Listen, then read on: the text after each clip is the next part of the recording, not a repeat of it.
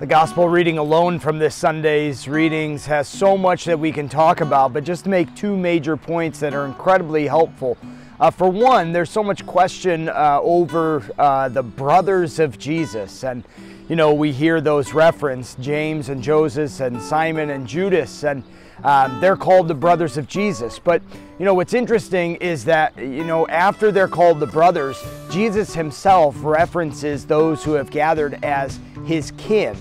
So in English, we hear the word brothers and we hear the word kin. And in the original Greek, there's something similar going on there.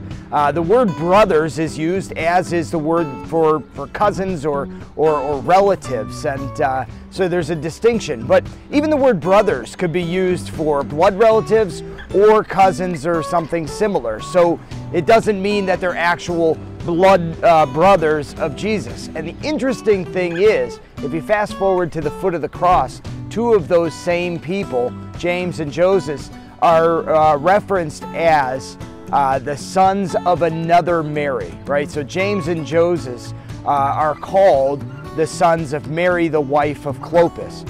So not all four of them right there in that moment, but at least two of them are clearly identified as the cousins or relatives of Jesus and not his brothers. So I know a lot of people get hung up on, wait a second, Mary was only supposed to have one son, Jesus, and that by the miraculous conception by the Holy Spirit, right? So where did these other brothers come from? Well, they're not his brothers, right? They're at least his cousins, if not more distant relatives. But the other thing from the gospel that I think is just important for us to take note of is that Jesus was not received well in Nazareth when he came back. Everybody stopped and looked and said, wait a second, this guy's not special. This is the carpenter. This is Joseph's son. They were put off. They were scandalized by the normalcy, right? I mean, they were familiar with him for one thing. They knew he worked with his hands. He wasn't in training to be a rabbi.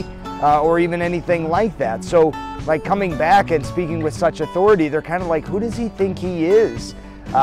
Being a carpenter to try and teach or do miracles or whatever it might be. They're scandalized by the normalcy of his life and really his humanity, right? Just how normal he is. He works with his hands, he lived right here among us. We know his parents.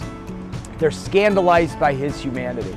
And I think it's important for us because it leads us to remember that true holiness, isn't, leaving behind the person that we are. It isn't leaving behind our body, our life, our whatever. But true holiness is really founded on our authentic humanity, in a lot of different ways. Sometimes we can be silly, sometimes we can have fun in a variety of ways. The job that you do, it can be an authentic expression of not only who you are, but a foundation for growing in virtue and holiness and self-sacrifice.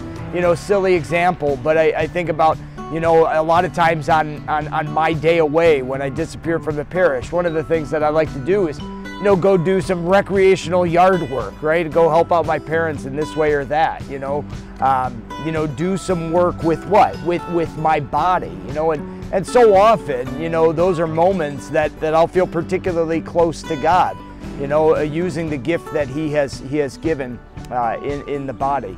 But in so many other different ways as well, just being authentically who you are in your humanity really is the foundation for growing in holiness. So we take those things with us as we go forth today. Just a reminder that the language in the Bible, we're not terribly familiar with, but Jesus himself calls those same people who are called his brothers, his more distant relatives, and as well that true holiness is really founded on our authentic humanity. So be who you are and allow the Holy Spirit to really draw you deeper into the person you're created to be.